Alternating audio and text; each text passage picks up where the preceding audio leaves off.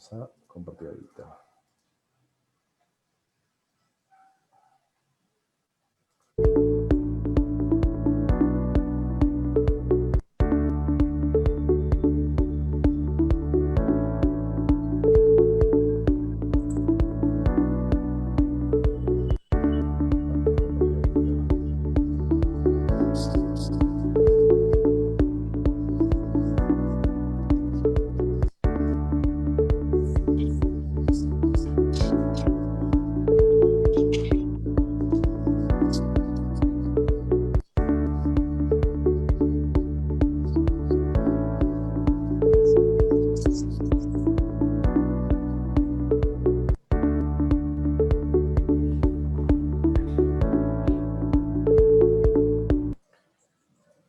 Bien, hola, hola, muy buenas tardes, muy buenas tardes. Y ya estamos en vivo. Bienvenidos a la Escuela Nacional de Capacitación y Actualización Profesional. Hoy, 28 de septiembre del año 2020, estamos llegando ya al fin de mes, ¿no? Así que, y también de mismo modo, inicio de semana. Hoy comentarles, tenemos dos cursos, ¿ok? Dos cursos. Vamos a mostrar en pantalla el primer curso con el cual vamos a dar inicio. Es el curso de Derecho Penal, ¿ya? Derecho Penal, que va a estar a cargo de, en este caso, la magíster Rosa Rodríguez, la cual ya pues está conectada en nuestra plataforma, y en breve le vamos a dar pase para que nos pueda comentar una introducción pequeña y luego dar inicio con el curso completo. Así que bienvenidos una vez más a los que se conectan por primera vez. Los invitamos a que le puedan dar me gusta a la página de ENCAP y también la opción de seguir para que de esta manera no se pierdan las transmisiones que venimos realizando de lunes a viernes, ¿ya? Y bueno, después a las 8 nos estaremos también conectando con una, bueno, ya con el segundo curso en relación al tema de carreteras, ¿ya? Para los amigos de obras, aquellos ingenieros también civiles, arquitectos que están en el tema de carreteras, así conectados, no se despeguen también de la conexión el día de hoy. Bien, ahora los invitamos a que puedan comentar, los que ya están conectados, ¿no? Comenten, por favor, desde qué ciudad nos visitan, desde qué departamento, para poder enviarles los saludos correspondientes el día de hoy. De igual manera, mientras ustedes van comentando, en el tema de la certificación, nos han estado preguntando sobre la certificación del curso de Derecho Penal, también está habilitado para el día de hoy. Así que los que estén interesados en la certificación digital o la certificación en la modalidad físico, también nos pueden escribir al número que están visualizando en pantalla. ¿Ya? Escriban y les van a brindar todos los detalles de la certificación el día de hoy. Hoy estaremos con el desarrollo del curso aproximadamente hasta las 7:30 de la noche, ¿ya? 7:30 de la noche, para lo cual también en la parte final los invitamos a que puedan realizar sus preguntas, opiniones, comentarios también, que siempre es bienvenido aquí en la Escuela Nacional. Ahí está ya Yanela Campos, dice, ¿no? Ya etiquetó también a su amiga Delcy, saludos a Yanela. Bien, lo que corresponde entonces ahora es darle pase ya a la autora magíster Rosa Rodríguez, ¿ya? Para poder dar inicio con el curso. Doctora, muy buenas noches. Nos volvemos a reencontrar en esta sesión. Si pudiera compartir la diapositiva, doctora, para poder sobre ello ir hablando. Sí, muy buenas noches, Juan Santana. ¿Se puede visualizar las diapositivas? No, todavía no. No. A ver. Ajá, mientras nos va compartiendo, ahí está Edu Pérez, saludos desde Yurimaguas, también se va conectando. Ahí está la doctora. Entonces, mientras nos va compartiendo, Javier Salas también nos menciona, gracias por compartir la información, gracias también a ti, Javier, por capacitarte, ¿no? En estos temas de gran interés.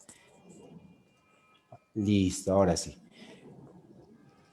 Listo, doctora. Entonces, vamos a dar inicio. Cuando usted desee, ya el escenario es todo suyo. Bien, muy buenas noches a todos. Una vez más los saludo. Soy la magíster Rosa Isabel Rodríguez Rafael. Dentro de lo que es propiamente la cátedra en el ámbito penal, es importante comentar acerca de cuán importante pues hoy en día es el tratamiento legal para el tipo de lo que es el derecho penal. Muchas veces en el día, en el quehacer diario, nos encontramos frente a situaciones y a veces de repente podemos considerar o podemos actualizar algún hecho como un hecho ilegal o un hecho ilícito. Sin embargo, tenemos que entender que el derecho penal y propiamente el estudio del delito reviste unas formalidades de ley. Estas tienen que ser básicamente tipificadas o encuadradas dentro de lo que es el ordenamiento legal, ¿no? En ese sentido, muchas veces, por ejemplo, cuando hablamos del delito en un concepto básico, se puede entender, pues, como que sabemos que el delito se entiende como una acción, ¿no? Una acción que va contra la ley. Muchas veces por ahí escucho a algunos estudiantes míos de lo que son las escuelas de pregrado profesora, cuando recién inician, ¿no? Dentro del curso de Derecho Penal General o Penal 1, dan unos conceptos muy básicos acerca de lo que se puede entender por delito. Sin embargo, considero de que para todo estudiante de Derecho que ya está en el litigio del ámbito, ¿no?, legal, y cuando le toca poder ver un caso de materia penal propiamente, esto se debe tener en cuenta qué es lo que se puede conceptualizar como delito. Estimada Ahora, doctora, se dejó de compartir las diapositivas. Algo se movió. ok, vamos a... A ver, ajá, ahí está. Ahí mientras se siguen conectando también a Roger Alfred desde Cusco también se conecta. Roger, saludos. Bien. Ahora sí, se había movido. Ok, perfecto. Entonces, les decía, es importante poder establecer este concepto básico. Nosotros sabemos, como los que estamos en el ámbito legal, que cuando hablamos de un delito propiamente, tendríamos que estar bajo unos supuestos claros, ¿no? Entre ellos, tenemos que entender que al hablar de un delito, tendríamos que estar frente a una acción, una omisión dolosa o culposa, típica, antijurídica y culpable. Si bien es cierto, para los que trabajamos en el ámbito legal, este concepto tan básico tiene criterios de análisis. Por cuando nosotros llevamos la defensa, el litigio en un caso, todos estos palabras que componen este concepto tienen que adecuarse previamente para poder entender que estamos frente a un delito, ¿no? Frente a ello, es importante que analicemos estos conceptos. Actualmente se habla de supuestos legales que nos van a hacer entender cuál es la función básica del derecho penal en relación, pues, al delito. Bien, entonces empezamos. Cuando hablamos de hablar de función del derecho penal, a forma de introducción, un poco recordando, sabemos, pues, que la función del derecho penal no es el legitimar el poder punitivo, ¿no? Es sancionador del Estado, sino contenerlo y reducirlo. El elemento indispensable para que el Estado de Derecho subsista y no sea reemplazado totalmente por un Estado totalitario. Así es. En cuanto a la denominación, la más usual del derecho penal, en el sistema obviamente continental europeo que nosotros sabemos, romano-germano, al cual pertenecemos como sistema legal, y en el sistema, obviamente anglosajón, se denomina el criminal law.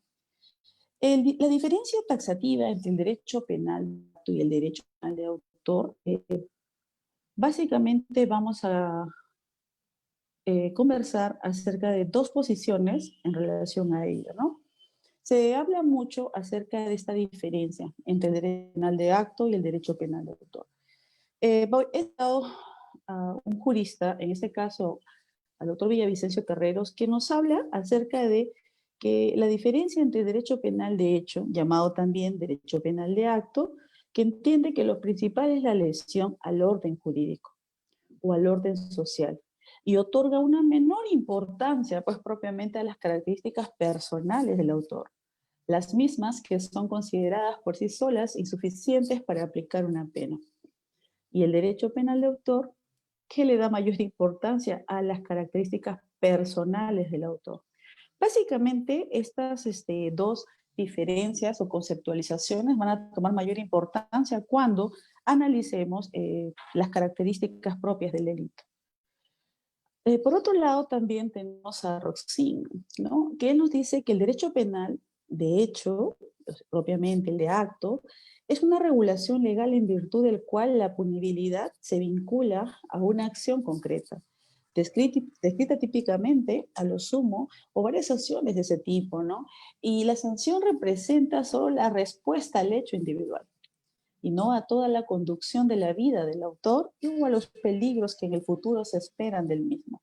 Es decir, el delincuente responde única y exclusivamente por la transgresión a la norma que ha cometido, o dicho de otro modo, responde por el delito que ha perpetrado y no por su grado de responsabilidad peligrosa. Básicamente se tiene que ver aquí que cuando analizamos al sujeto activo frente al hecho, se tiene que entender cuáles fueron los móviles que originaron la perpetración del hecho o cuál es el nexo causal que existe entre el autor y el hecho cometido. Pero cuando vamos a enfocar desde el punto de vista de el autor propiamente, aquí vamos a analizar un poco más ya la conducta del agresor, en este caso del imputado, ¿no? Vamos a tener que ver qué factores obraron sobre sí para que él realice el hecho.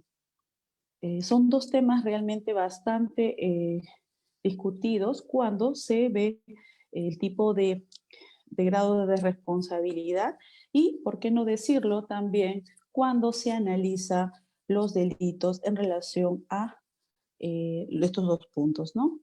Por otro lado, también tenemos, pues, como lo hemos dicho ya, el delito. ¿Qué se entiende por delito? Lo dijimos hace un momento, hoy lo repetimos, desde una concepción jurídica es todo acto humano, voluntario que se adecúa al presupuesto jurídico de una ley penal. Desde una concepción dogmática del delito y su origen y teoría de las normas. Cuando hablamos acerca de acción, sabemos pues que esta tiene que devenir de una conducta humana. Perfecto. Una conducta humana.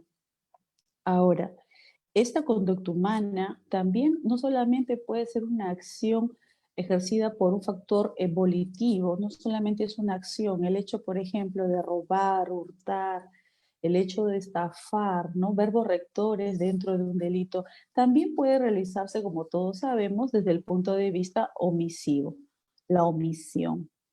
¿Qué se entiende por omisión? Como todos sabemos, pues es propiamente el dejar de hacer lo que la ley nos obliga, ¿sí?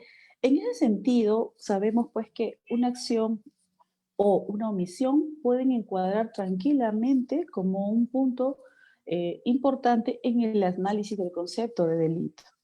Bien, luego, cuando hablamos acerca de el dolo, sabemos nosotros que el dolo es la conciencia y voluntad.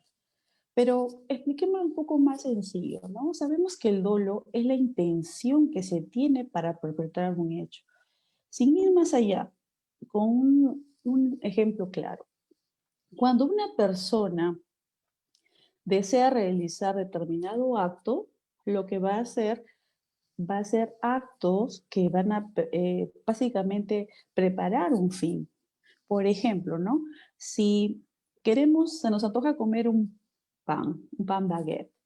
Entonces se nos antoja por la mañana comerlo en el desayuno. Entonces lo que hace la persona es levantarse temprano, se va a la panadería y compra su pan. Entonces tiene la intención y para poder comer ese pan baguette va a ir a la panadería y va a comprárselo. Entonces va a consumar el hecho, quiere comer ese pancito. Entonces es una acción con una intención.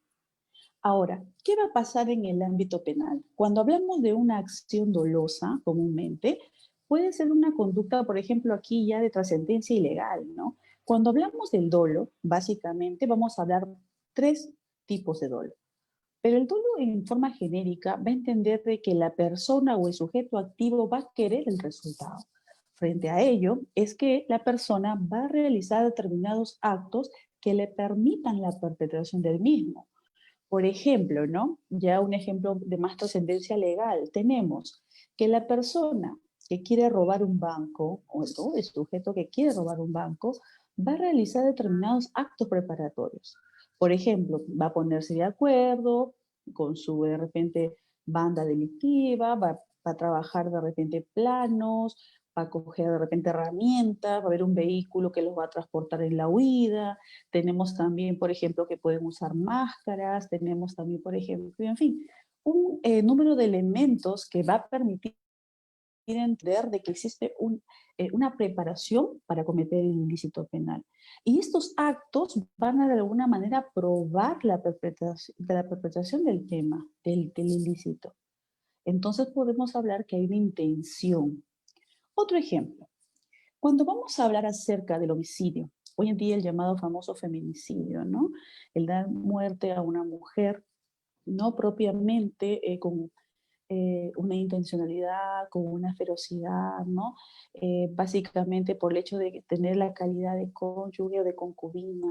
Miren, aquí, por ejemplo, si la persona lo hace porque simple y llanamente por celos, básicamente por este móvil de celos, a veces por ira, o a veces simple y llanamente porque tiene problemas psicopáticos en la conducta, cuando ya sea por el parte del varón o en este caso el varón, ¿no?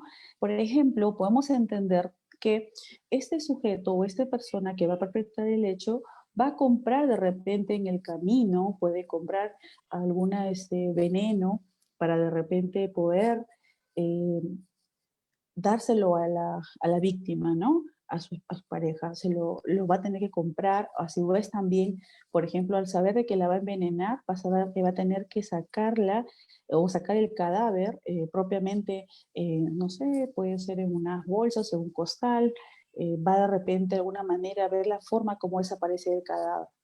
Pero el hecho de haber comprado ese veneno, se puede entender que propiamente ya hay actos que prueban la intención.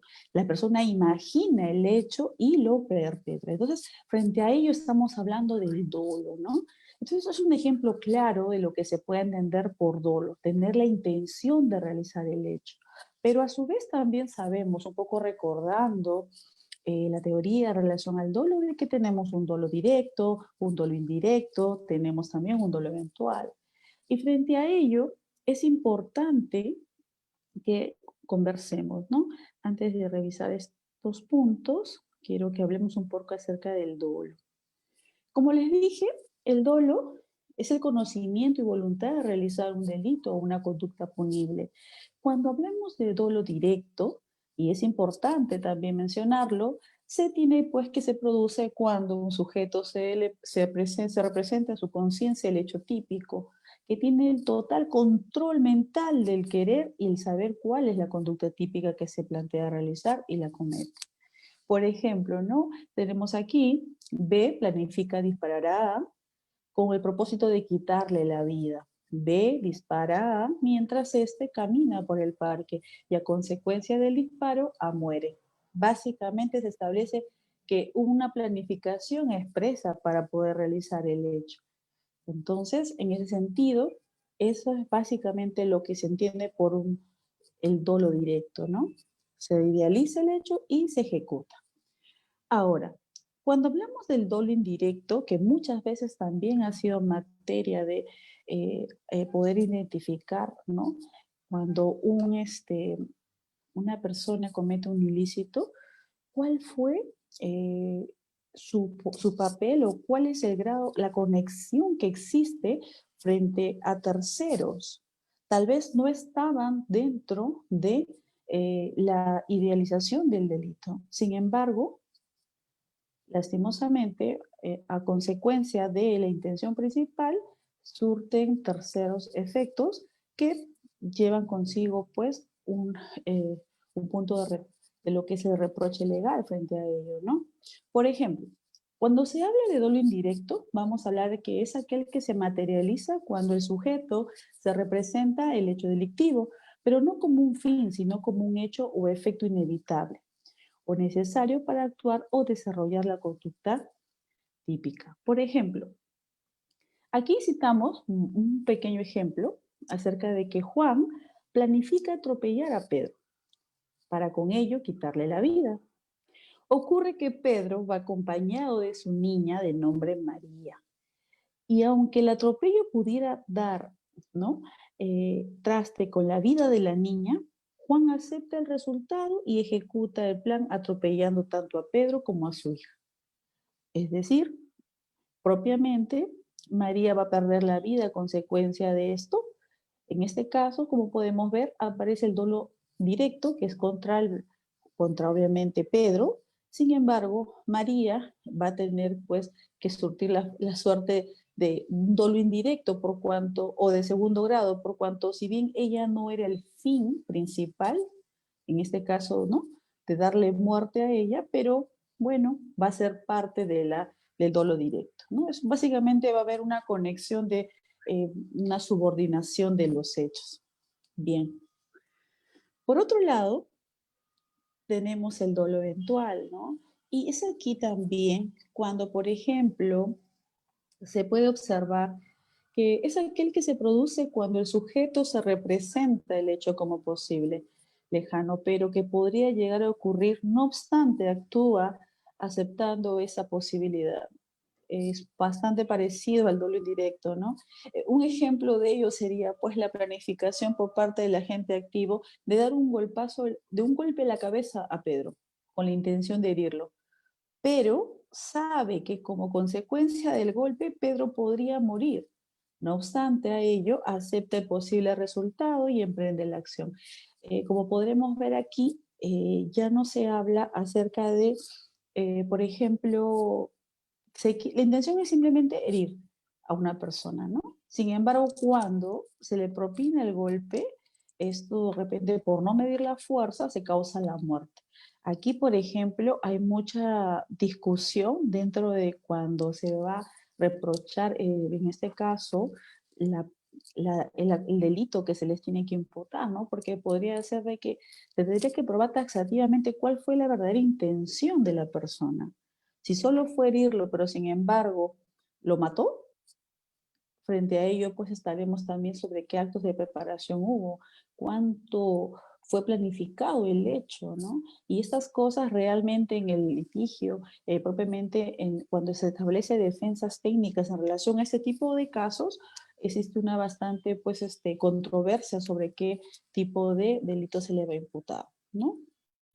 Bien, si en este caso, pues, de alguna manera también se tiene que observar el tipo de intención frente a los hechos y frente a la víctima. Por otro lado, eh, quisiera también, ok, volver al tema de la acción. Como dijimos, la acción propiamente es la conducta pues voluntaria que consiste en el movimiento del organismo destinado a producir cierto cambio o la posibilidad en el exterior del mundo, ¿no? De vulnerar una norma prohibitiva y que ésta esté dirigida a un fin o un objetivo. Así es, el verbo rector del tema ilegal que se va a perpetrar. Por otro lado, dentro de la acción tenemos algunos elementos que también tenemos que tener en cuenta, ¿no? Es así la manifestación de voluntad. ¿Y qué es ello? El impulso volitivo, ¿no? Se traduce en un movimiento, en una conducta corporal, externa o en una actuación de la gente.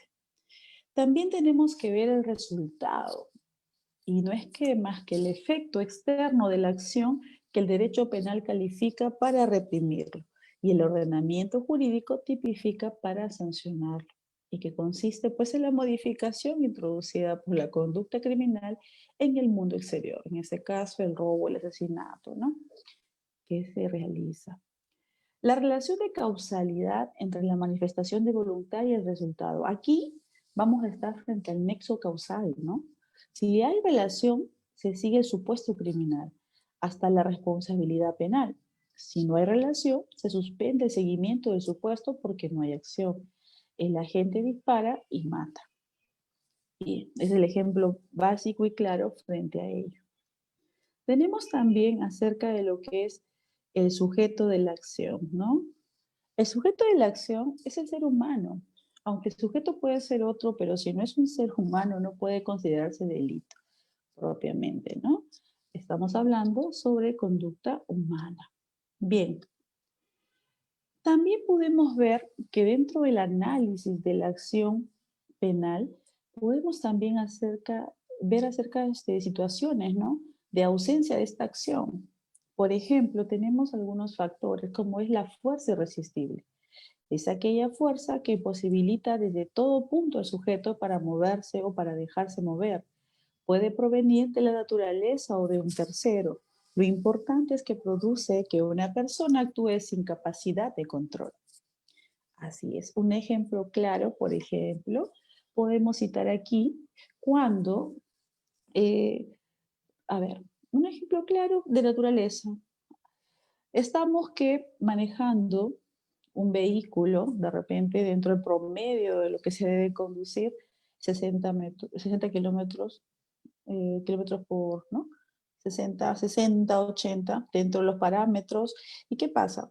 Resulta que estamos en una carretera, pero de un momento a otro no nos damos cuenta o escuchamos un pequeño ruido y en carretera se desprende una roca. De repente, ¿no? Dentro del cerro que estamos pasando, se desprende una roca y esa roca cae sobre nosotros o en todo caso nos orilla a que de repente salgamos del carril y causamos una, una lesión grave al conductor que estaba en el carril, ¿no? Inverso. Entonces, imaginemos que esa persona sale lesionada gravemente y propiamente se va al hospital, se repone y cuando identifican, obviamente porque nosotros que no nos ha pasado nada, imaginemos bueno, que no nos ha pasado nada, que está mi persona, la llevo al hospital, la atiendo y no me denuncia. Me denuncia por lesiones graves, porque aparentemente mi vehículo hizo de que fue tan golpe el impacto de mi vehículo, que es tan fuerte que le causé esa lesión. Entonces me quiere aperturar un proceso penal y a efectos de que yo, pues obviamente pague, ¿no? Por el hecho, por el daño sufrido a su persona.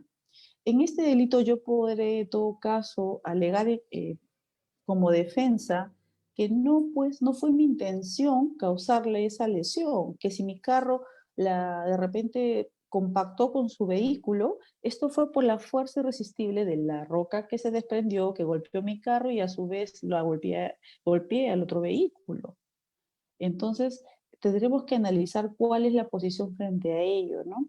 Porque si esta proviene de una fuerza irresistible, de la naturaleza o ya sea de un tercero, esto pues propiamente no hay una capacidad de control por parte de la persona que realice el hecho, ¿no? Bien.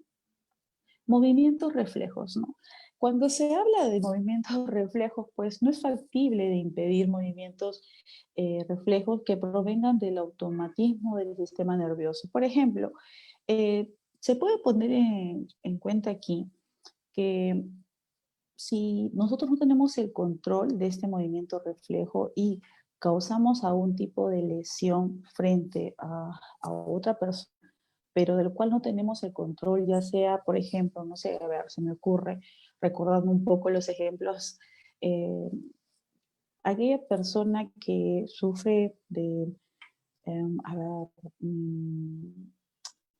no sé, tiene un tema nervioso, un tic nervioso y de repente las manos, hay un nombre para ello, pero bueno, ahorita no recuerdo bien el término, pero tiene ese problema nervioso en la mano.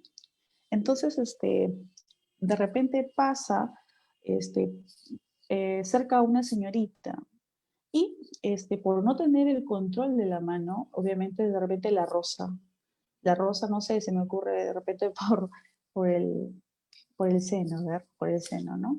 Y ella grita y piensa que le ha hecho un tocamiento indebido. Entonces aquí, por ejemplo, la persona no ha realizado el hecho con una intención, ¿no? No tiene el control de su movimiento por esta enfermedad que puede adolecer porque no tiene un control.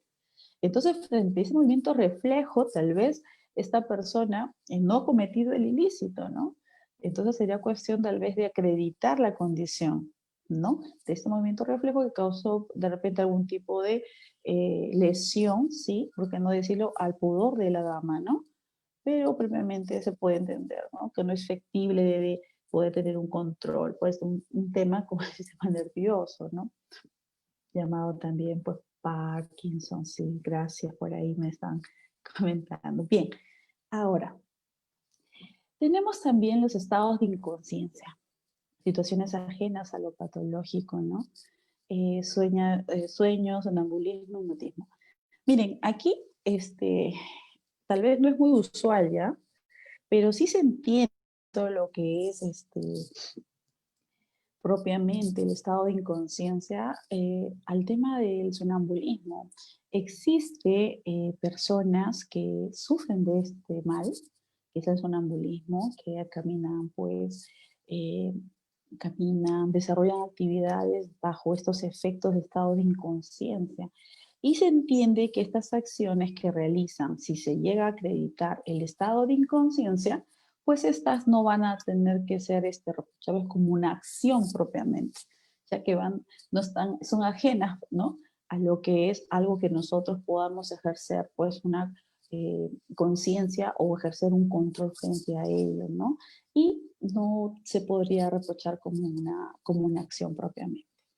Bien, eh, entonces, antes de pasar a los 3 puntos relevantes para el análisis de un delito, tenemos pues que, repasando un poco lo que ya hemos venido conversando, que el delito pues tiene que ser la acción, una conducta humana, ¿bien? U omisión, dejar de hacer algo que la ley nos obliga. El ejemplo claro de omisión, como todos sabemos, es el de prestar de repente asistencia familiar cuando son demandados, ¿no? Por un tema de alimentos, una orden judicial y comúnmente a veces no se acata este mandato. Entonces, ¿qué sucede? Que se denuncia por el delito de omisión a la asistencia familiar, entre otros delitos también que vamos a comentar más adelante. También hemos hablado acerca de acción o omisión dolosa o culposa. Cuando hablamos básicamente del dolo, ya lo explicamos, que existen 3 tipos de dolo. Tenemos el dolo directo, el dolo indirecto, el dolo eventual.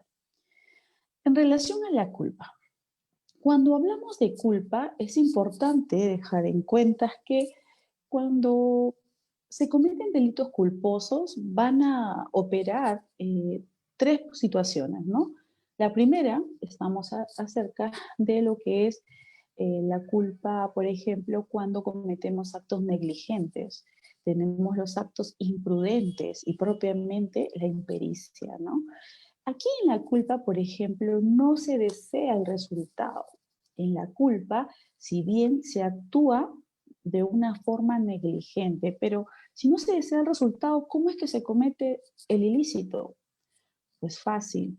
Por ejemplo, comúnmente cuando se ven los casos de delitos culposos, comúnmente a veces ya existe pues la falta de cuidado, ¿no? Es conocido dentro de lo que es el ámbito legal que los delitos culposos son aquellos pues, que comúnmente son cometidos por aquellas personas que en estado, obviamente de embriaguez, manejan los vehículos, ¿no? Y a veces confían en su suerte, se suben, que por sí ya están causando obviamente peligrosidad, ¿no? Propiamente a la sociedad, a la seguridad pública, pero se suben al vehículo y manejan ebrios. ¿Y qué resulta? Que muchas veces de la velocidad, básicamente por el estado de embriaguez que tienen, eh, atropellan a los transeúntes y estos, pues, obviamente, fallecen o tienen lesiones, pues, graves. Frente a ello, ellos definitivamente no han querido causar ese atropello, pero ¿qué pasa? Aquí opera, pues, que no tienen el debido cuidado, ¿no? Actúan negligentemente y producen un hecho ilícito. Y por otro lado, también, pues, tenemos la imprudencia, ¿no? Con el cual también estas personas pueden actuar. Por ejemplo, yo recuerdo mucho un ejemplo que se conversaba sobre un caso que litigué, donde una madre, por ejemplo, esto fue en provincia, si más no recuerdo, en Pucallpa, había causado la muerte de su propia hija, una niña de 2 años, a quien pues propiamente la habían automedicado eh, unos jarabes para la tos, pero estos jarabes, por ejemplo, estaban vencidos. Ella lo que alegaba, obviamente, porque la niña empezó a convulsionar durante la noche y fallece. Cuando le hicieron la autopsia a la niña, propiamente vieron de que la niña había sido prácticamente, pues, envenenada, ¿no? Había causado efecto médico estas medicinas. Pero cuando se dieron cuenta, era que ella, la madre entrega, esto fue lo que yo le he dado a mi hija, pero no con una mala intención. La chica, pues en este caso, el agente eh, que había cometido el hecho tenía 19 años, su niña tenía 2 años, y ella alegaba que la intención de ella, pues no había querido matar a su hija, no había tenido un dolo, ¿no? Una mala intención. Lo que ella quería era que la niña deje de tener propiamente fiebre y se le pase la tosecita, pero ella por la premura y por la falta de experiencia, porque era su primera hija y única hija, recordó que el médico, pues cuando la niña tenía 1 año, le había dado la misma medicina y la guardó. Resulta que la medicina había caducado, ¿no? Y propiamente la había guardado y se lo había dado. Bueno, dije, no le va a hacer bien, pero se produjo ese daño. La señora fue definitivamente sí procesada, no fue causal de accidente, pero sí se le tomó en cuenta de alguna manera, pues, que fue un delito, pues, con culpa, ¿no? Que definitivamente mató a su niña, pero la intención no fue ello, ¿no? Sino que no tuvo el debido cuidado, actuó de una forma de tal vez negligente e imprudente, ¿no? Bien, entonces, frente a ello, pues sabemos que necesariamente se tiene que tener la acción o omisión dolosa o culposa. Si no hay un tema de intención, tiene que haber pues culpa. Y la culpa no es más que otra cosa que una negligencia o la improvidencia o la falta de cuidado frente a algo que se tiene que observar taxativamente. Bien, bueno, ahora, es importante también que cuando analicemos el delito, que se tenga tres condiciones simples, como es la tipicidad, la antijuricidad y la culpabilidad. Cuando hablamos de tipicidad, bueno, se entiende pues que existen muchas acepciones en relación a cuando un hecho es típico, pero en realidad es algo más sencillo de lo que podemos creer, ¿no? Simple y llanamente tiene que ser enmarcado dentro de lo que es el Código Penal. Nosotros sabemos que el Código Penal tiene dos partes, parte general y parte especial, y de la parte especial que nos habla acerca de los delitos que protege propiamente bien jurídicos tutelares, estos pues simplemente tienen que estar descritos en la norma. Entonces, si la conducta que se está reprochando como ilícita está contemplada en nuestro Código Penal, pues estaremos hablando sobre un delito típico. Y si ello no está enmarcado en el tipo penal, pues frente a ello no lo vamos a estar. Muchas veces cuando se conversa y se habla acerca de que es un hecho típico, se dice. Por ejemplo, ¿no? Yo sé que esta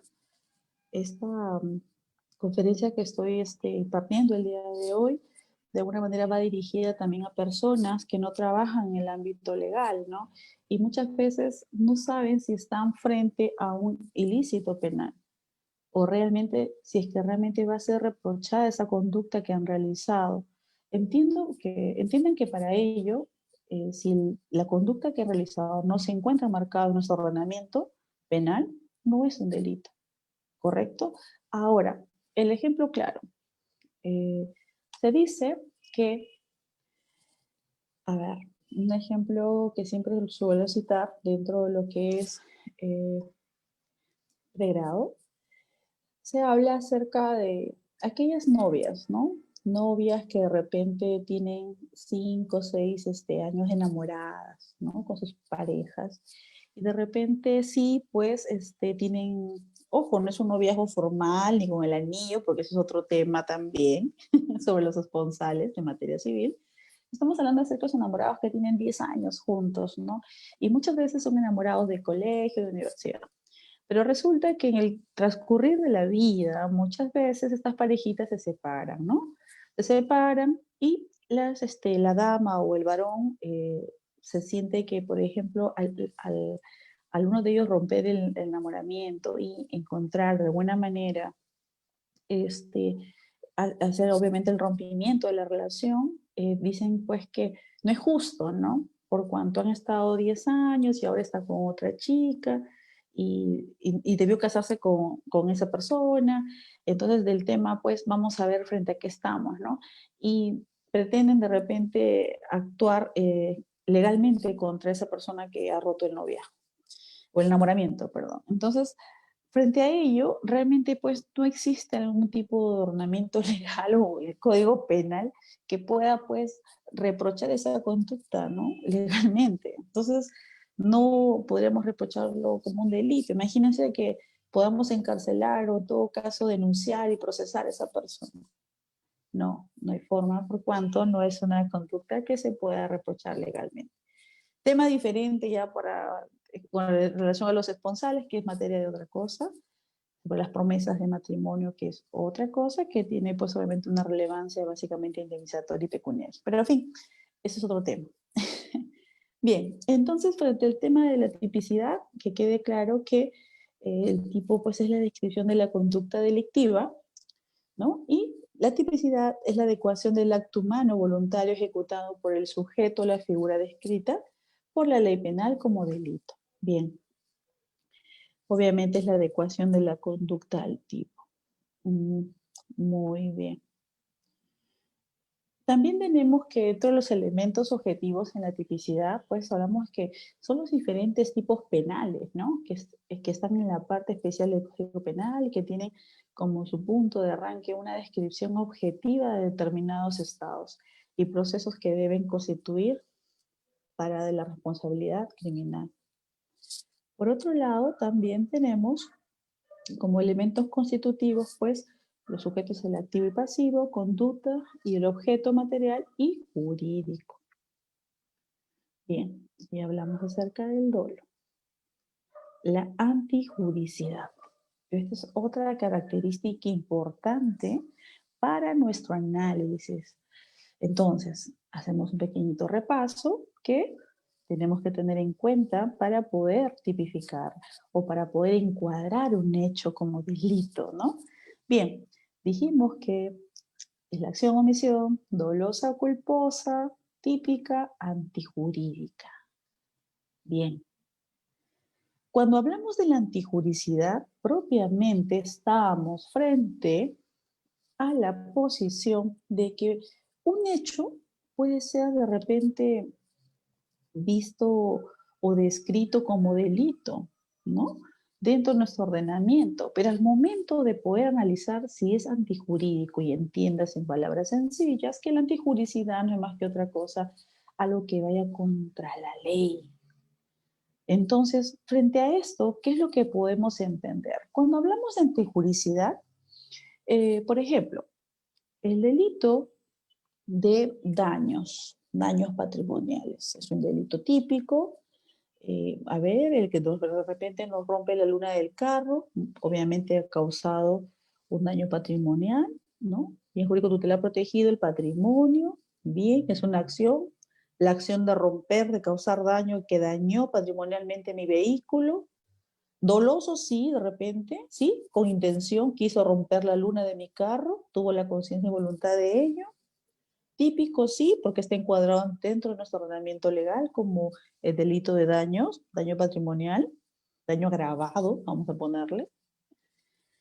Pero cuando vamos al punto antijurídico, imaginemos que este daño ocasionado a nuestro vehículo, ya sea con un palo, un bate, lo que fuere, ha sido en razón de repente de cautelar la vida de un bebé.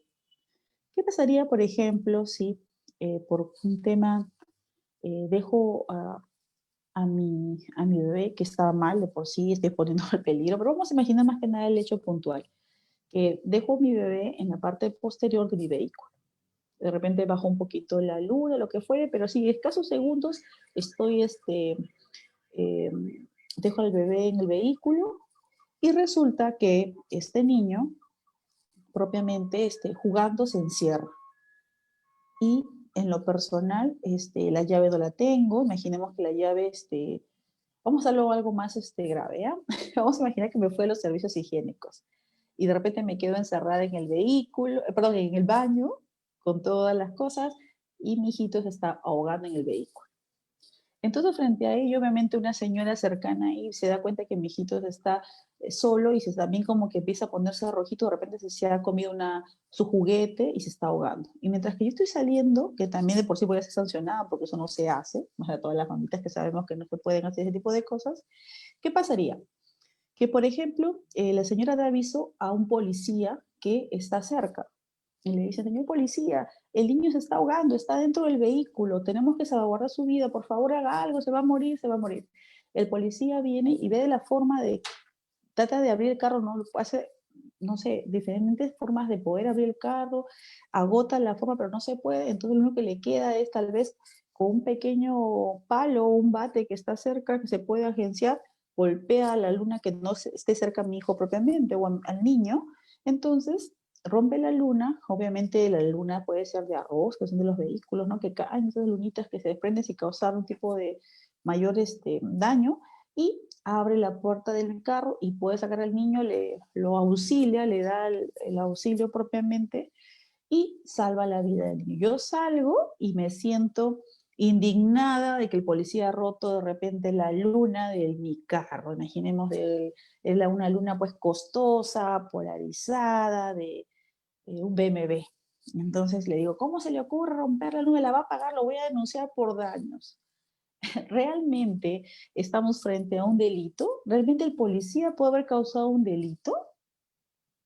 Definitivamente que no, ¿no?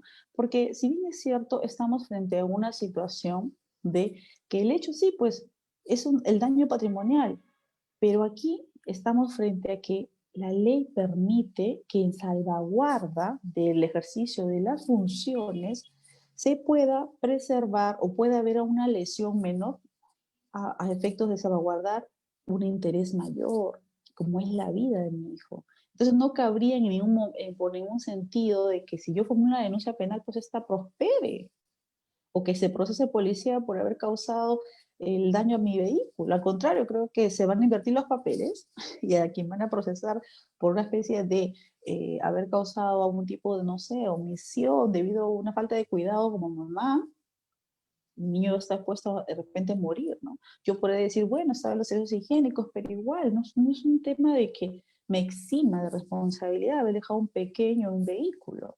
Entonces, cuando hablamos acerca de lo que es la antijuricidad, tenemos que entender que estamos sobre situaciones típicas, pero que a la vez tenemos que ver que existen intereses superiores tutelados por ley que van a permitir el hecho ilegal, por así decirlo. Otro ejemplo claro de antijuricidad, antes de poder coger la parte teórica, tenemos pues los llamados por los bomberos, ¿no? Comúnmente a veces los bomberos cuando van a salvaguardar la vida, cuando hacen sus rescates, pues, ¿no?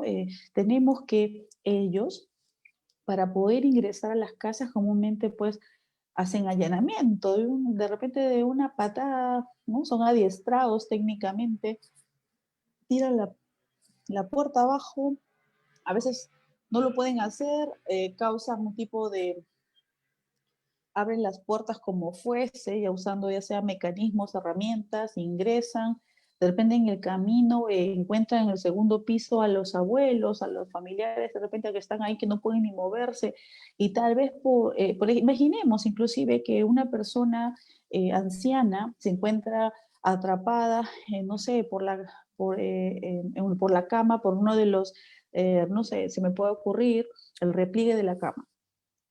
¿Y qué pasa? Que el pie está atrapadito. Entonces va a tratar de sacar el piecito del anciano, pero no puede. Pero a la fuerza que ejerce el bombero en la desesperación de poder sacarlo, de repente lesiona el pie del anciano, se lo fractura y lo logra recoger y salvaguardar su vida. Lo saca fuera en este caso, de la casa que se estaba incendiando.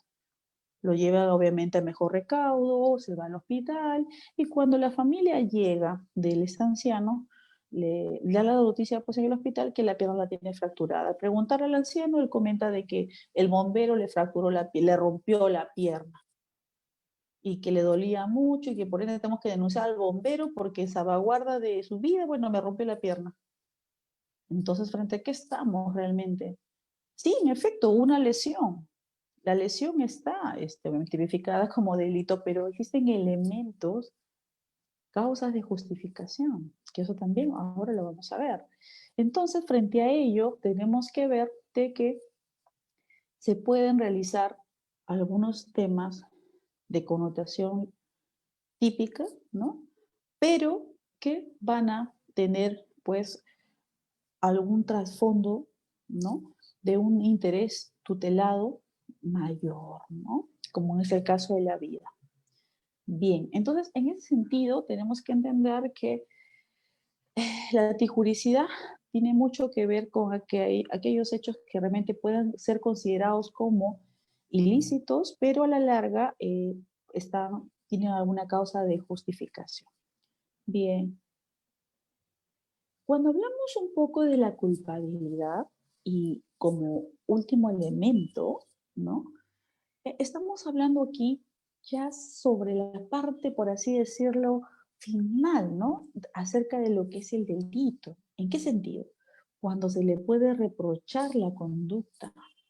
Realmente esa acción u omisión dolosa o culposa, típica, porque obviamente está encuadrado en nuestro ordenamiento legal, es un delito, lo tipifica el artículo 189, 186, pero es antijurídico porque no hay una causa de justificación, es ilegal, va contra el ordenamiento legal, no hay causas que permitan esa conducta delictiva. Bien, pero aquí viene el último punto de característica con respecto a este tema.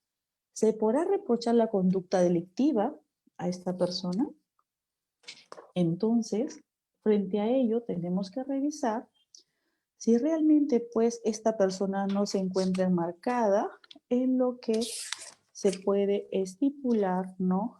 Propiamente, si no existe alguna causa de la inimputabilidad de la persona, ¿no? Conforme se regula en el artículo 20 del Código Penal, y nos habla acerca de quiénes están exentos de poder, obviamente, poderse imputar, ¿no? Una responsabilidad penal. ¿A qué personas no se les puede reprochar las conductas delictivas? Y bueno, entre ellas vamos a hacer un pequeño análisis de quiénes se encuentran enmarcados, ¿no? Sabemos que esto está básicamente regulado en el artículo 20 y nos habla acerca, en el punto 1 de este artículo, que dicen: está exento de responsabilidad penal el que por anomalía psíquica, grave alteración de la conciencia o por sufrir alteraciones en la percepción que afecten gravemente el concepto de realidad, no posea la facultad de comprender el carácter delictuoso de sus actos para determinar según esta comprensión. Aquí no estamos más que en otra cosa, aquellas personas que tienen problemas mentales, ¿no? O graves alteraciones de la conciencia. Vamos a poner un ejemplo. ¿Qué pasaría, por ejemplo, si una persona sufre de esquizofrenia?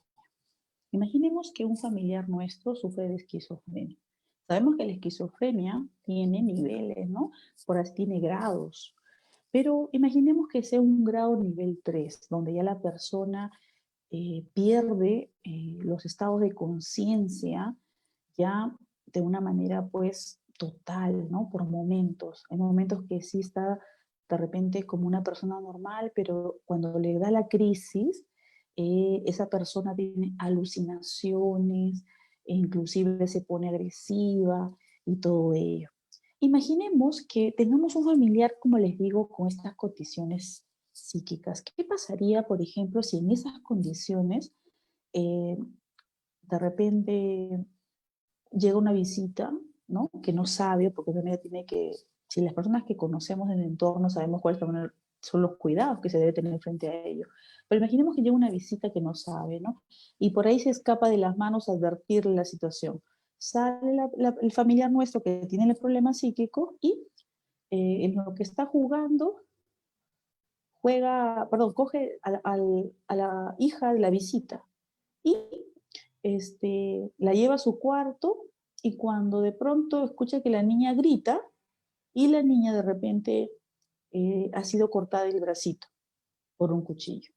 En este caso, nuestro familiar le produjo un corte.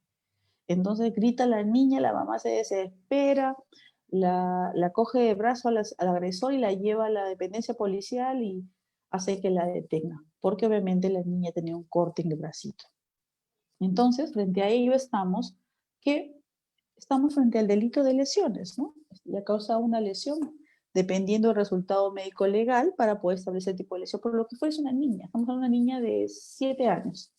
Entonces, lo que la niña al denuncia dice, mamá, me cortó el brazo, solo me llamó y me cortó el brazo. Entonces la mamá enfurecida le dice, ¿cómo es posible que está loca? ¿Cómo va a hacer esto a mi hija? Obviamente, se cuenta, realmente está ya tipificando el tipo de situación que nos encontramos. Cuando llegan a la dependencia policial donde está detenida la persona, la familia llega y le dice, mire señor comisario, mi familiar tiene diagnosticado eh, la enfermedad de esquizofrenia nivel 3, ella ya tiene medicinas y todo, lastimosamente ha escapado de nuestras manos, no poder avisarle a la visita que llegó de repente de forma intempestiva, y sí, en efecto, vamos a reparar el daño que le ha causado a la menor, pero lo cierto es que usted no podría considerar este hecho como un acto ilícito, pues no hay un delito, pero igual la policía obviamente va a llamar a la fiscalía va a valorar la situación, de repente va a quedar ya a criterio del juez o de la jueza, ¿no? Una posible prisión preventiva frente a la persona que ha cometido el acto flagrante, pero lo cierto es que aquí se tiene que tener en cuenta si realmente se le puede reprochar la conducta. Imaginemos que esta persona esquizofrénica vaya a un centro de reclusión penitenciaria. Nos imaginamos, esta persona va a poder, si la palabra correcta es sobrevivir o lidiar con esto, o realmente estamos frente a una situación que esta persona realmente debería ir a un centro de salud mental, ¿no? Realmente va a poder ir a un penal donde va a estar con personas de repente que tienen otro tipo de vida, otro tipo de conducta social o están en ese caso rehabilitándose, si es el término, ¿no? Propiamente. Entonces, no debería darse esta situación. Entonces, tenemos que tener en cuenta lo que estipula pues, el artículo 20 cuando se haga pues propiamente la defensa en relación a si merece o no ir a un centro de reclusión penitenciario, ¿no? Decir si es que es una persona que se encontraba pues bajo una anomalía psíquica, ¿no? Una grave alteración de la conciencia y todo eso debidamente acreditado, ¿no? Imaginemos por un tema médico, un hospital que realmente respalde pues con un informe médico la situación. ¿No? Y eso es importante. Entonces, a una persona que realmente se encuentra en este tipo eh, de situación, no podrá pues, ser reprochada esa conducta delictiva por cuanto es un inimputable, ¿no? Bien. Otro punto importante en relación a la culpabilidad, tenemos que a los llamados menores de edad, menores de 18 años. Miren, aquí también tenemos que ver que los menores de edad no cometen delitos, ¿sí? Cometen infracciones, como sabemos, pero tampoco esto puede ser un punto que si un menor de edad comete un ilícito, pues tampoco va a ir a su casa, ¿no? Tenemos que ver la gravedad del ilícito, o si realmente ha cometido acto que pueda ser pasible de que esta persona vaya a un centro de menores, ¿no? Llamado Maranguita, por ejemplo, ¿no? Donde se le puede de una manera también aplicar una sanción de rehabilitación para que él pueda entender cuál es la conducta que realizó. Si bien no un delito, pero eso es una infracción, ¿no? Esos puntos también se tienen que tener en cuenta. Ahora, ¿qué pasa también, por ejemplo, si la persona es mayor de edad? Es muy común que a veces sabemos que hay la condición de las personas que son especiales, ¿no? Aquellas personas que sufren el síndrome de Down. Estas personas, por ejemplo, sabemos que son personas maravillosas que por cosas de la vida, pues son niños o en todo caso su capacidad de discernimiento son como no alcanza la madurez necesaria y son personas que son inocentes, por así decirlo, de los hechos que realicen. ¿Y qué pasa? Muchas veces por el tema de que no existe un debido cuidado o en un pequeño momento que puede pasar tantas cosas por imitación, porque es así, y realmente en temas de denuncias con respecto a temas con integridad sexual se ve bastante. Como ellos, por ejemplo, a veces por conocer ciertas situaciones sexuales, porque van obviamente, de una manera de decirlo, evolucionando en esos aspectos de la sexualidad. A veces, por ejemplo, sin querer, sin saber el hecho que están realizando, a veces hacen como una especie de hechos que atentan contra la integridad sexual de sus familiares que son menores de edad. Y, por ejemplo, ¿no? Tuve un caso de un joven que tenía 19 años y tenía síndrome de Down. Pero ¿qué había pasado? Había hecho tocamientos a su primita que tenía 5 años. Entonces, ¿qué sucede? Que la mamá se entera de la primita y lo denuncia, ¿no? No, que se vaya preso, toca a mi hija. Imagínense, pues todo lo que puede eso también, ¿no? Causar si es una menor. Pero cuando la fiscalía y el juez propiamente lo ven y lo analizan, se dan cuenta de que es una persona que especial, ¿no?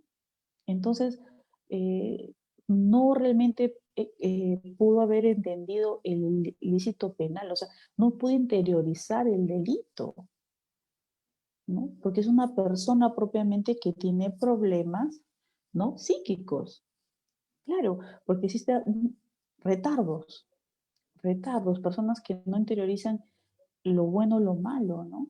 O lo bueno o lo malo. Entonces, frente a eso también se tiene que tener en cuenta, ¿no? Entonces sabemos que los menores de 18 años de edad no cometen delitos y cometen infracciones. Por otro lado,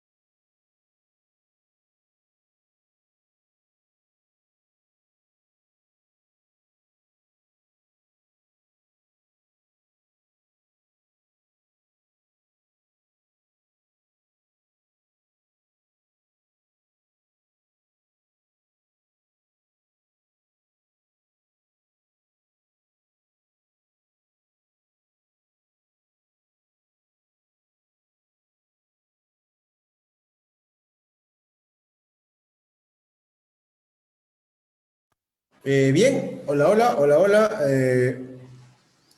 Perfecto. Entonces, bueno, hemos estado realizando unas pequeñas configuraciones. Así que, bueno, eh, vamos a entrar a la ronda de preguntas, estimados participantes, a los que están conectados. Ahí Raúl Lazo nos estaba preguntando, y para eso voy a compartir la pantalla para leer también con la doctora Rosa. Aquí está. Dice Raúl Lazo, dice, doctora, buenas noches. ¿Qué pasa si impacta un vehículo, entre paréntesis un camión, ¿no? Dice, a mi propiedad, mientras dormía, mientras duermo, ¿no? En este caso, ¿estaría ante un daño al patrimonio? ¿Y a qué mecanismo legal puedo recurrir? Claro, bien, ¿se me escucha? Sí. Bueno, en realidad, si es que estamos frente al hecho, no sé si se me está escuchando fuerte y claro. Sí, sí, doctora, sí se escucha, se Sí, escucha. ok. Sí, bueno, les decía, frente a la pregunta de Juan Lazo, ¿no? En relación a qué mecanismos. Miren, si un vehículo bueno, me entiendo que ha sido, se ha estrellado frente a su casa, no sé qué tipo de lesiones o daños ha ocasionado. El ejemplo es bastante genérico, pero entiendo de que ha causado de repente un tipo de daño patrimonial frente a una parte de la casa, ¿no? En este caso, usted tendría que ver, obviamente, identificar el autor del hecho. En este caso sería de repente el dueño del vehículo, el que está conduciendo el vehículo propiamente, que no necesariamente deben ser los dueños. Nosotros sabemos que a veces hay choferes que trabajan para una empresa, pero si en el caso fuese de que la persona que conduce el vehículo es el dueño, bueno, tiene que llamar a la policía, combinarlo para que lo lleve a una dependencia policial y estando ahí probablemente van a pasar a unos exámenes de ley. Tendríamos que ver que si esa persona realmente estaba bajo los efectos del alcohol, de repente pasa algún tosaje etílico, también hay que ver si es que de repente estaba bajo los efectos de una droga, un examen toxicológico, y bueno, o de repente simplemente se quedó dormido, a veces el cansancio también del trabajo, los choferes comúnmente a veces tienen ese tipo de situación, y bueno, puede verse que se haya estrellado pues contra la casa y haber causado un tipo de daño patrimonial, si es que no de repente este tipo de lesiones frente a un familiar o frente a la persona, ¿no?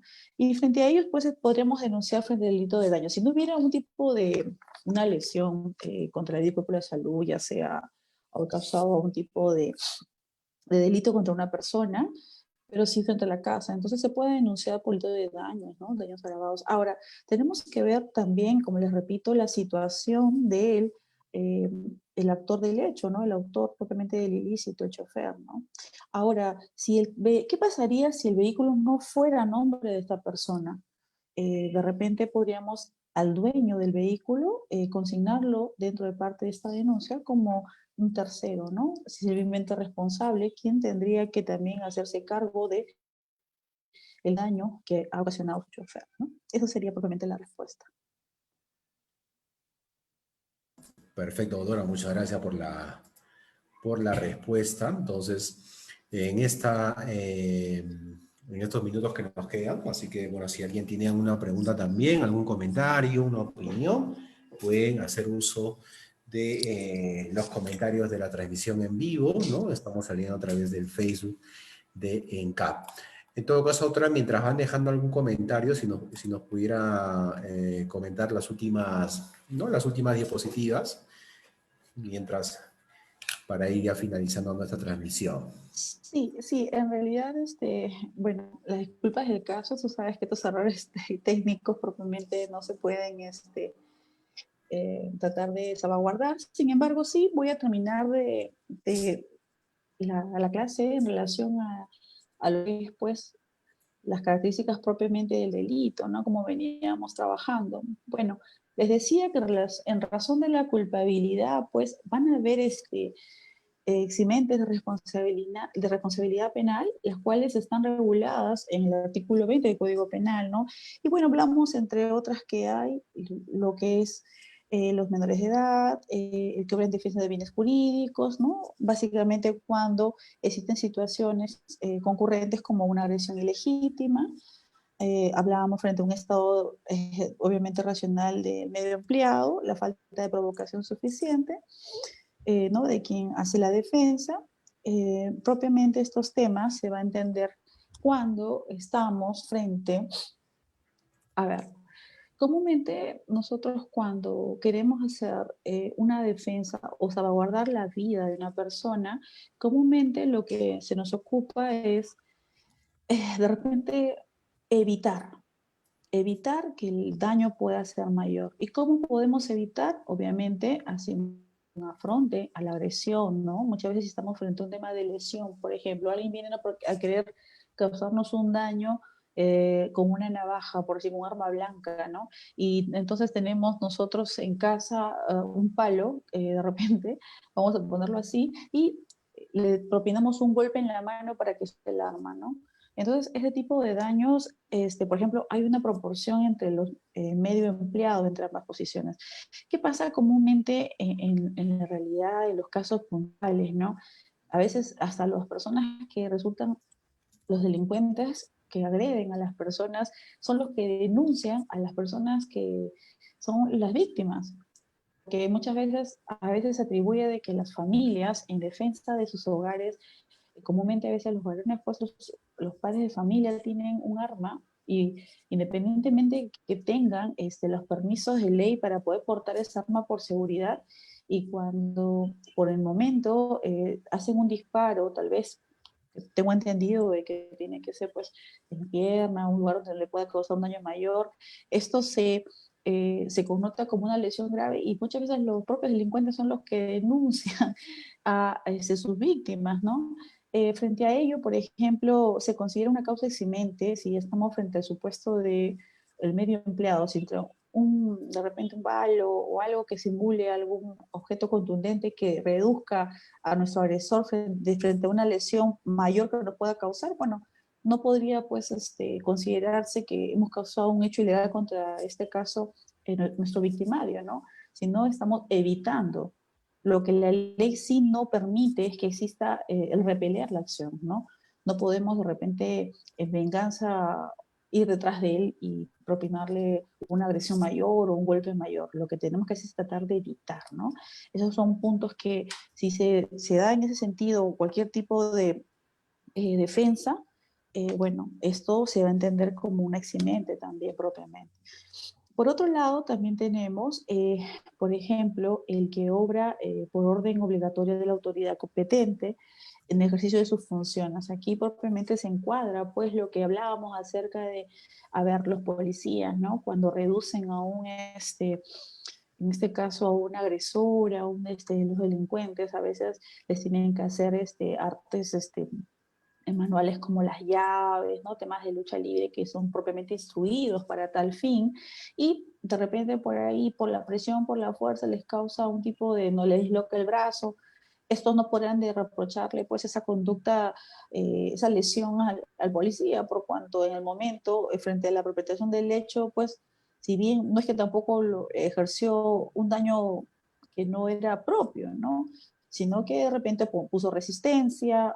En realidad todo esto también se tiene que ver con, hoy en día con los medios tecnológicos, hay cámaras que pueden regular y pueden ver qué fue lo que realmente pasó, porque también hay abuso de autoridad, ¿no? Pero entendamos que el tema de este supuesto que nos establece la ley, que si es en ejercicio de funciones, están obligados propiamente a realizar determinadas maniobras para poder salvaguardar la vida y el interés superior, en este caso que es la vida y la salud, ¿no? En todo caso, eh, lo que la ley protege. Finalmente, entre otros, tenemos pues también que las Fuerzas Armadas, ¿no? Y la policía, como propiamente lo hemos dicho, en cumplimiento de su deber, pues usan sus armas propiamente y en defensa, pues, ¿no? A veces en unos enfrentamientos que pueda tener la policía, ¿no? Y cause de repente un disparo a una banda de malhechores que de repente asaltaron y robaron y lesionaron a, a un banco. Entonces, al momento de capturarlos, pueden de repente hacer unos disparos al aire y al ver de que ellos no hagan caso a esa situación, pueden hacer unos disparos de repente a las extremidades inferiores, ¿no? donde no no ponga en riesgo la vida, en este caso del victimario, pero entonces se les permitido, ¿no? Para reducir, en este caso, la huida de estos delincuentes, ¿no? Y bueno, son varios supuestos que se tienen que tener en cuenta como causales de eximentes de responsabilidad penal. También tenemos dentro ya de últimas, los últimos puntos que las consecuencias jurídicas del delito propiamente, pues tenemos que el resultado de la norma, ¿no? Y lo que la ley contempla frente a ello. Tenemos que las mismas pueden darse en lo que es la pena, la reparación civil y las consecuencias accesorias. La pena es la consecuencia jurídica del delito. Se puede definir la pena como la privación de un bien impuesto en virtud de un proceso al responsable de una infracción prevista por ley. Un ejemplo de pena, pues no es lo que, por ejemplo, se regula en el artículo 189, robo agravado, donde nos habla que la pena será no menor de 12 ni mayor de 20 años si el robo es cometido en un inmueble habitado durante la noche, ¿no? Durante, a mano armada, con el concurso de 2 o más personas. Y así, lo que regule el artículo propiamente para sancionar ese tipo de hecho delictivo se va a entender pues como propiamente la pena, ¿no? También tenemos la reparación civil. La reparación civil no es más que otra cosa que la pretensión accesoria en el proceso penal, mientras que la indemnización, que es de naturaleza civil, no depende del proceso penal ni de una sentencia que condene al responsable y tiene un sustento compensatorio satisfactorio de sanción y prevención y disuasión. Aquí les quiero comentar lo siguiente. Muchas veces, dentro de lo que es los procesos penales, en las sentencias que tenemos dentro de lo que es la jurisprudencia, eh, las penas en relación a la reparación civil a veces no son proporcionales a el bien jurídico tutelar que se ha vulnerado. Y es por ello que sabemos nosotros los que litigamos en el ámbito penal que no necesariamente podemos establecer, no constituirnos como parte civil, ¿no? Y si no nos constituimos como parte civil, podríamos ver como forma alternativa en el foro civil, ¿no? En juzgados especializados, podemos de repente solicitar una indemnización, que esta ya de alguna manera sí pueda eh, ser proporcional a lo que consideramos hemos sido pues lesionados, ¿no? De alguna manera económicamente, aunque muchas veces, por ejemplo, se entiende que la vida no tiene precio, pues, ¿no? Sin embargo, los familiares que quedan en desamparo, ellos tienen que tener, pues, continuar, ¿no? Y muchas veces las esposas, los hijos tienen que estudiar y a veces, en este caso, la víctima, si es el que provee el hogar, ellos tienen que se continuar, como les digo. Entonces, yo considero que la indemnización que se les debe dar a las víctimas debe ser proporcional para que ellos puedan salir adelante, ¿no? Y tener en cuenta ello. Eh, bueno, en realidad eso sería puntual en relación a lo que es una clase puntual en temas de lo que es derecho penal y la teoría del delito, las características puntuales, ¿no? Y bueno, con eso estamos culminando la exposición del día de hoy, en la conferencia, ¿no? Gracias, doctora. Efectivamente, bueno, algunos también nos estaban escribiendo para que pues obviamente se pueda ampliar también, ¿no? Más temas de derecho Sí, claro, más claro. adelante. Claro, por supuesto que sí, ¿no? Vamos a coordinar con la doctora Rosa también para desarrollar pues también esos temas de gran interés. Bueno, para finalizar, doctora, a veces escuchaba, me parece hace unos días, en las noticias también, siempre pendiente un poquito, acerca de que a veces los amigos del ajeno, bueno, los amigos que están del otro lado, ¿no?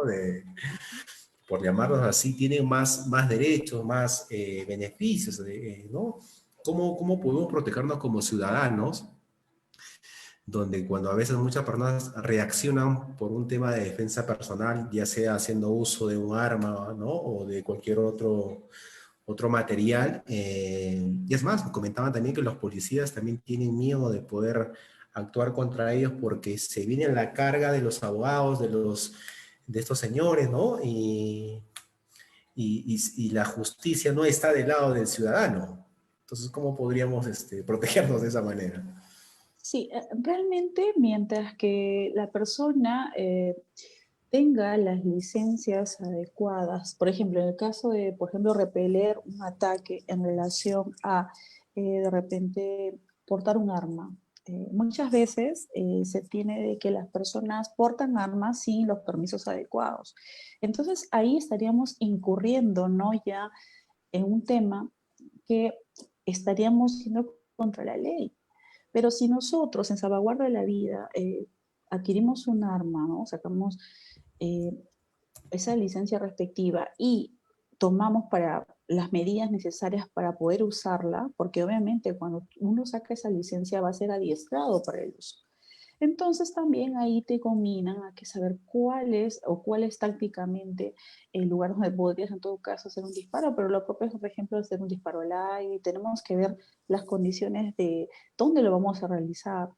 Ahora, en relación a la proporción o en todo caso que tienen también pues las personas, los delincuentes y que son también pueden ser protegidos legalmente, entendamos que el hecho de también de ser o que existan personas que delinquen, no se les vulnera también sus derechos, ¿no? Ellos son seres humanos, que si bien se equivocan, que si bien tienen cometen errores, también hay que ver de que al momento de las intervenciones no se cometan excesos. Realmente, sin tampoco tener la protección legal que sea, pues, que vaya contra la condición de las víctimas. Realmente es bastante, un poco complicado el análisis porque yo pienso que si las autoridades policiales realizan una adecuada intervención, no tendría por qué verse afectado de repente el delincuente. Y por otro lado, si es que hay un abuso o un exceso, la defensa técnica de estas personas también hacen las denuncias respectivas, ¿no? Todo está en no se cometan excesos. Y bueno, y si queremos tener algún arma para poder protegernos, en este caso, un arma de fuego, que es lo más propio, ¿no? Por temas de seguridad, tengamos pues los permisos respectivos, ¿no? Y el adiestramiento necesario para no poder incurrir en un tema ilegal. Eso sería en todo caso la recomendación. Ahí está, doctora. Bueno, gracias. Definitivamente, ahí también están comentando. Eva Yontov, mataron a un policía hace unos días y el criminal saldrá en libertad, dice, por tener problemas. Bueno, en realidad hay muchas casuísticas, como usted comenta, ¿no? Trataremos de, en todo caso, desarrollar también otros temas en relación al curso del día de hoy, a los que están conectados, ¿no? Y creo que también, doctora, para poder finalizar nuestra transmisión, un arma bien importante es el conocimiento, ¿no? Saber también el tema de las leyes, ¿no? Asesorarse bien, porque creo que esas son las principales herramientas con las cuales uno va a poder defenderse o va a poder por lo menos hacer justicia, ¿no? Y de esa manera aliviar un poquito que ese es el dolor de aquellas personas que no encuentran por ahí a veces la justicia, ¿no? Hoy por errores, etcétera, por diferentes motivos. Es tema de discusión, tema de más horas, así que a los que están conectados estén pendientes de las publicaciones, que también vamos a seguir haciendo más cursos también en el lado del derecho. Doctora Rosa, muchas gracias. ¿Algún mensaje final, algún mensaje quizás también de reflexión puede ser, ¿no? Para terminar nuestra transmisión del día de hoy. Bueno, en realidad es importante que toda persona, en razón de que ya tenga la mayoría de edad, entiendas eso, pasar los 18 años de edad, tenemos que conocer cuáles son las disposiciones legales en el ámbito penal, tenemos que conocer lo que es un código penal, cuáles son las conductas que son reprochadas con penas. A veces es un poco, no es muy usual que de repente un joven o un adolescente, un joven que ya 18, 19 años, entre a la universidad, de repente ya conozca, ¿no? Y yo considero que sí debería ser parte de su formación el conocer ese tipo de cosas para no incurrir en las mismas. El Código Penal tiene una función preventiva, no es tanto la función punitiva, no es tanto una función de querer de repente doblegar la conducta o de repente mantenernos al margen de qué es lo que se debe y no se debe. También cumple la función preventiva. Si conocemos cuándo se comete un ilícito penal, pues en consecuencia se va a tratar de evitar y por ende respetar los derechos, ¿no?, de las personas. Nuestros derechos están limitados en razón de los derechos de los terceros. Con eso termino. Gracias, doctora Rosa. Así que a seguir estudiando, a seguir capacitándose siempre día a día. Muchas gracias, doctora. Ya estaremos coordinando también por interno para el desarrollo también de otros temas de gran interés. Muchas gracias. Buenas noches. Muchas gracias también. Bien, amigos, y vamos a la parte final de nuestra transmisión y ya para poder finalizar nuestra sesión del día de hoy, el concurso de Derecho Penal. Entonces, para la certificación, ahí está el número, ¿ya? El número para la certificación, el 951-4288-84. El día de hoy hemos estado acompañados de la doctora Magíster Rosa Rodríguez, ¿no? Con un tema, pues obviamente que necesita más horas, pero lo importante es que en estas horas, en estos minutos, se ha ido graficando, se ha ido divulgando también información valiosa, ¿no? Toda información cuenta, así que también es ya responsabilidad de ustedes seguir ahondando más, quizás por ahí pueden también coger algunos libros, ¿no? Para poder complementar la información que se ha brindado al día de hoy, ¿no? De esa manera seguir aprendiendo día a día, ¿no? El conocimiento es infinito, muchas cosas van saliendo, nuevos casos que van saliendo, entonces creo que en base a la herramienta del conocimiento, de la información, vamos a poder tener también mejores ciudadanos, ¿no?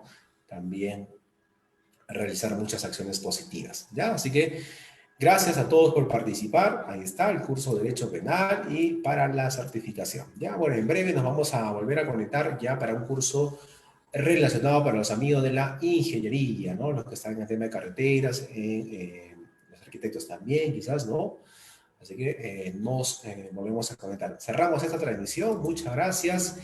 No se olviden de darle me gusta a la página de CAP y también la opción de seguir para que no se pierdan las transmisiones de los cursos que venimos realizando de lunes a viernes, invitando a diferentes panelistas, ¿no? Especialistas, cada uno en su materia, en un curso por día. Ya, muchas gracias, bendiciones y nos reencontramos ya solo en minutos.